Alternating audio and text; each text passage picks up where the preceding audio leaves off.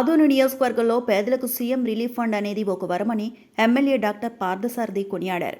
ఈరోజు MLA camp కార్యాలయంలో MLA doctor Parthasarathi చేతుల మీదుగా సీఎం రిలీఫ్ ఫండ్ ద్వారా 55 మంది లబ్ధిదారులకు 22,59,030 రూపాయల చెక్కు ద్వారా అందజేయడమైనది.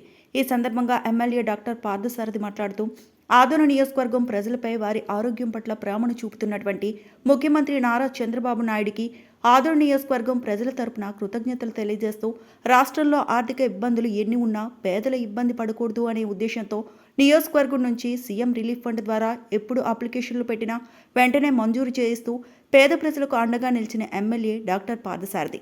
ఆదోని నియోజకవర్గం ప్రజలు ఎల్లప్పుడూ ముఖ్యమంత్రిని ఆశీర్వదించాలని, నియోజకవర్గ ప్రజలకు ఎప్పుడు ఏ సమస్య వచ్చినా కులమతాలు పార్టీలకు అతీతంగా తమను సంప్రదిస్తే మీ సమస్యను ముఖ్యమంత్రి దృష్టికి తీసుకువెళ్లి సమస్యకు పరిష్కార మార్గం చూపుతానని ఎమ్మెల్యే డాక్టర్ పార్థసారథి తెలియజేశారు. ఈ కార్యక్రమంలో బీజేపీ పార్టీ నాయకులు, కార్యకర్తలు, ప్రజలు తదితరులు పాల్గొన్నారు.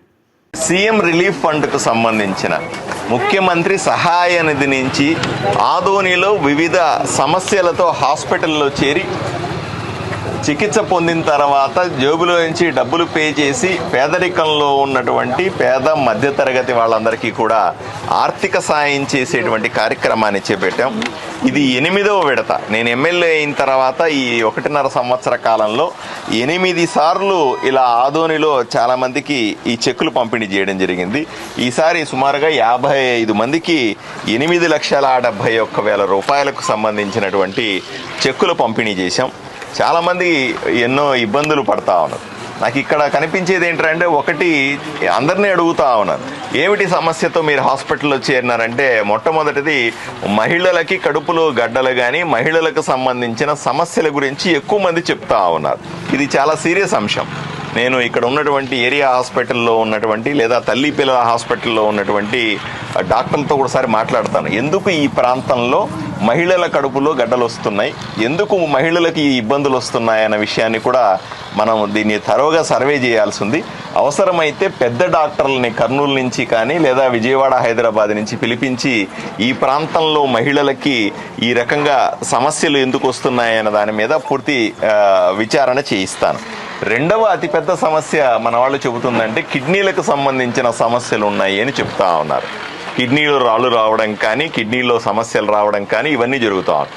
ఇది కూడా చాలా సీరియస్ అంశం. దీనికి సంబంధించిన ప్రత్యేక న్యూరాలజిస్టులు అంటారు. వీళ్ళని ఆ కిడ్నీకి సంబంధించిన స్పెషలిస్టులను ఒకసారి పిలిపించి ప్రత్యేకంగా వైద్య సదుపాయాలని ఇక్కడ పెంచడం గురించి కూడా ఆలోచన చేయాలి. ఎందుకంటే ఇంతమంది కిడ్నీ జబ్బున పడతా ఉంటే ఏదో ప్రాబ్లం ఉండొచ్చు కూడా. ప్రజలు కూడా ఆరోగ్యం పట్ల జాగ్రత్తగా ఉండాలి. ఆరోగ్యాన్ని కాపాడుకోవాల్సిన బాధ్యత ప్రతి ఒక్కరిది కూడా. నేను ఒక అతన్ని చూస్తూ ఉన్నాను, పని చేస్తూ ఉన్నప్పుడు కటింగ్ చేసే మిషన్ చేతి మీద పోయి చెయ్యి విరిగిపోయి ఒక వేలు పని చేయని పరిస్థితి ఉంది. ఇలా వృత్తిలో ఉన్న వాళ్ళకు కూడా ప్రత్యేకమైన సదుపాయాలు ఏర్పాటు చేయాలి. ఎవరన్నా రోజు పని చేసుకొని బతికే వాళ్ళకందరికీ కూడా, ఎందుకంటే ఇక్కడ చేసుకుంటే తప్ప బతకలేని పరిస్థితి ఆదోనిలో చాలా మందికి ఉంది. వీళ్ళందరికీ కూడా ఒక ప్రత్యేకంగా మనము ఇన్సూరెన్స్లు ఏర్పాటు చేయడం కానీ, వాళ్లకు పనిచేసే వాళ్ళకి పనిలో ఏదైనా ఇబ్బంది అయితే వాళ్ళను ఆదుకోవడానికి ఆర్థిక సాయం గురించి కూడా మనం ప్రత్యేకంగా ఆలోచన చేయాల్సి ఉంది. దీన్ని కూడా నేను ప్రభుత్వంతో ప్రస్తావిస్తాను.